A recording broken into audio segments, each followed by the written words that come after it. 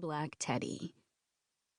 Quinn had just won another high-profile case, this time involving country singer Terry McBriar. The Nashville jury had come back with a not guilty verdict in the case against McBriar, who'd been accused of murdering his manager. Of course, this victory was only one in a long line for Quinn Cortez, who was one of the nation's most highly acclaimed trial lawyers. The fact that Quinn had a reputation for being ruthless excited Lulu. She'd always been fascinated by bad boys.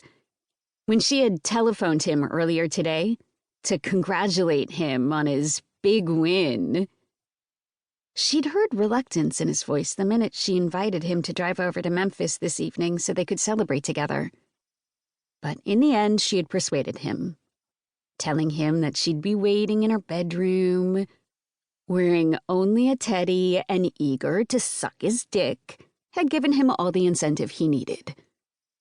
"I can get there by 8, he'd told her. "Is your extra key in the usual place?" "Right where it always is," she'd said. "Just let yourself in. I'll be waiting." Thinking about the night ahead, Lulu shivered with excitement. She'd had dozens of lovers, but none compared to Quinn.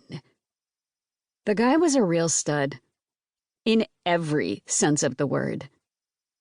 She'd give him a blowjob, then they'd drink champagne and cuddle by the fireplace in her bedroom.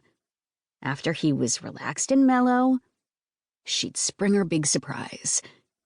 "Guess what, Quinn? You're going to be a daddy."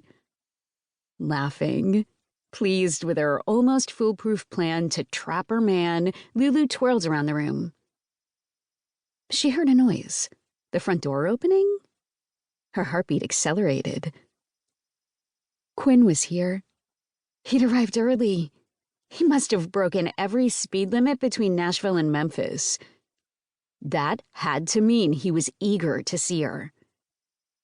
Hurriedly, she turned off all the lights and lit the candles she had arranged on top of the sleek, modern cherry dresser. Only the candlelight and the glow from the flickering blaze in the fireplace illuminated the room. The right ambiance was so important. "Quinn? Darling, I'm back here waiting for you." His footsteps tapped quietly over the hardwood floors in the foyer and down the hall. "You got here early, didn't you?" She licked her lips. Why wasn't he answering her? She scratched her long fingernails over her nipples, hardening them instantly.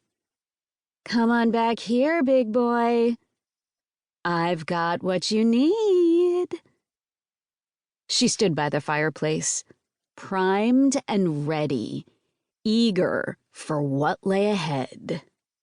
When she saw him standing in the doorway, her heart caught in her throat. She did love this man. Loved him to distraction.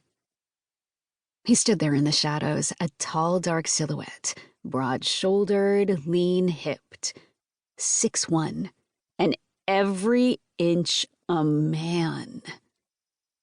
She held open her arms. "Come to Mama. Let me take good care of you." He took several steps toward her. His blue-black hair glistened in the firelight. God, he was handsome. Ruggedly handsome. In that exotic way only men of mixed heritages were. Quinn was a delicious mix of Mexican and Irish.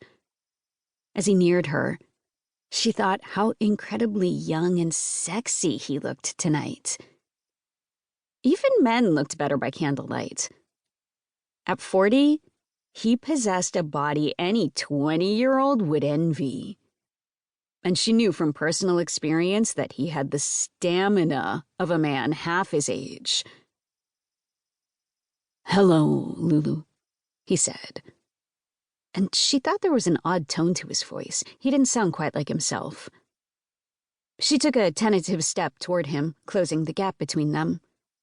When she looked up into his piercing black eyes, she gasped. "Quinn? Were you expecting?"